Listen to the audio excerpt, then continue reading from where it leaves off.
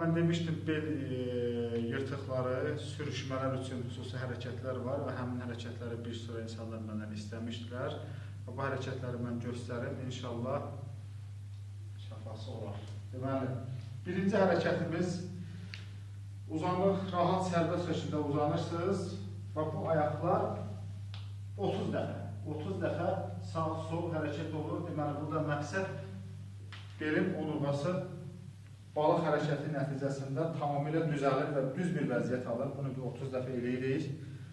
Yorulanda arada istirahət edə bilərsiniz. 30 dəfədən sonra rahatlaşırsan, bir dərindən nəfəs alırsan, diz qatlanır.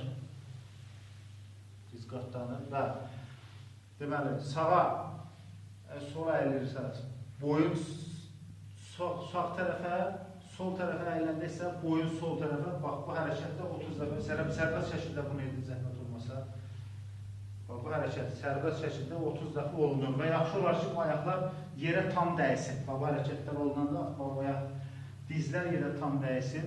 Və bundan sonra velosiped hərəkəti əmələ gəlir. Velosiped hərəkətini bir 30 dəfə edək, görsədək.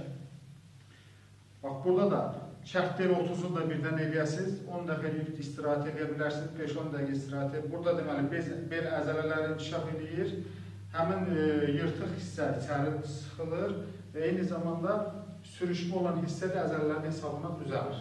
Bunu da 30 dəfə eləyəndən sonra artıq bel əzələsini daha da inkişaf elətdirmək üçün bu hərəkət, ayağı düzəl edirsən, qalx, zəhmət olmasa. Bundan qabaq bizim bir hərəkətimiz yadlansın, bu ayağı qatlamaq var. Hər ikisini qatdı, yığır, açır. Bax, bu hərəkət olunanda beldə osteoxondroz əmələ gələndə osteoxondroz. Beldə hətta bunun xartılısı səsi də gəlir.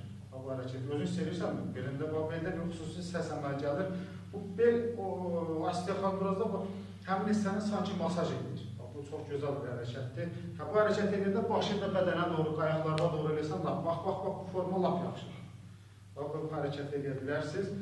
Və axırıncı hərəkətimiz isə ayaq yenə də uzan, rahat, sərbəst ol, sərbəst şəkildə uzan. Aynı axırıncı hərəkətimiz bax budur, bax bunu da rahat bir şəkildə 30 dəfə eləmək lazımdır inşallah. Bu hərəkətləri bir gün ərzində 10 dəqiqə buna vaxt ayrılsanız 10 dəqiqə.